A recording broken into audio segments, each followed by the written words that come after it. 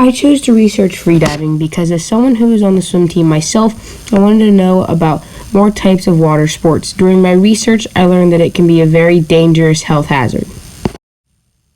The first question I asked myself when starting my research was how freediving is done in the first place. If I wanted to understand the complex process, I had to understand the basics first. After researching, I have found that freediving is done without an air tank. Divers have to go through special training to be able to freedive.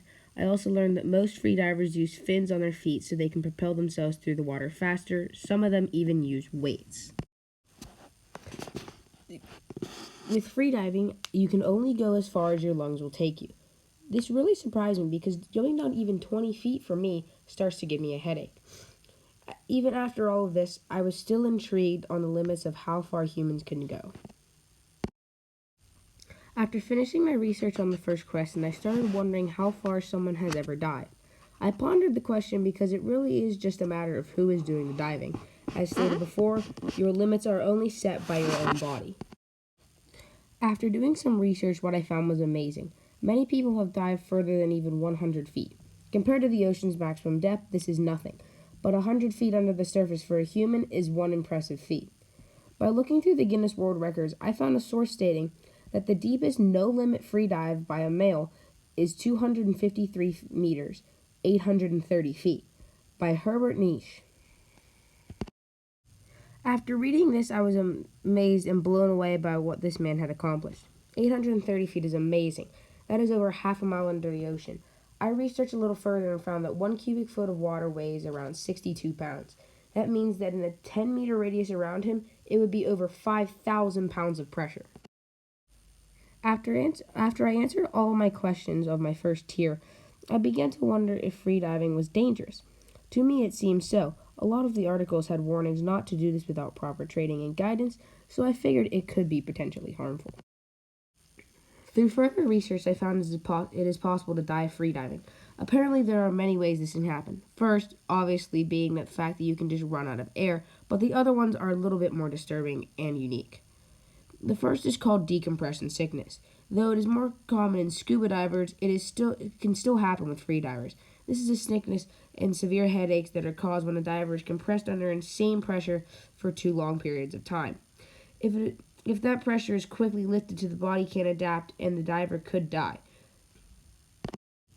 I found it crazy that free diving was that dangerous, especially with decompression sickness. It is really hard to imagine that going down underwater could kill you, even though the fact that immense pressure on your organs and lungs can kill you does make sense. After reading about how many people die freediving, and I began to wonder the exact statistics of how many people actually die freediving, what I found was shocking. There can be many causes of death due to freediving, and people don't just die freediving either. It happens during regular diving as well. There are multiple causes to this. Some of them are most commonly caused by people holding their breath. If you hold your breath while ascending, the air in your lungs will expand and your lungs could literally burst open. An article written by the GUE states, according to Dan, breath-hold diving fatalities accounted for nearly a third, or 52 out of 162 recreational scuba diving deaths in 2017, and 4 times the number of tech diving facilities that year. I found it absolutely shocking that many people die freediving in general. Then I thought about how horrible it would be to die freediving. It must be terrifying to drown some 100 feet down knowing that you won't make it up. Though I now know how dangerous freediving really is. To note some other findings, freediving is a lot like regular diving. Both involve the same strength training and swimming techniques.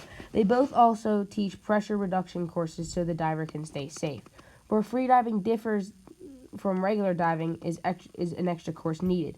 This course is a breath holding course and breathing techniques. It involves learning how to properly hold your breath underwater for extended periods of time. I now know what freedivers really go through to achieve these goals. Reading these articles really made me think about what having the world record for freediving really means and how hard they must have tried to achieve. I myself can barely go 20 feet. I could only imagine going 800.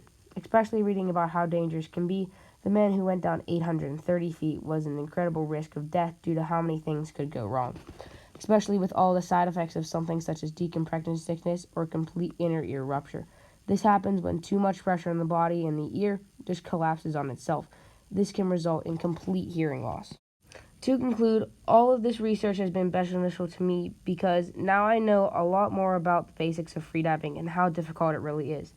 As I learn more about the topic, new questions could be asked, such as how freediving is researched in the scientific and medical fields, or another question about the possibilities of intense training to even go further than the current record.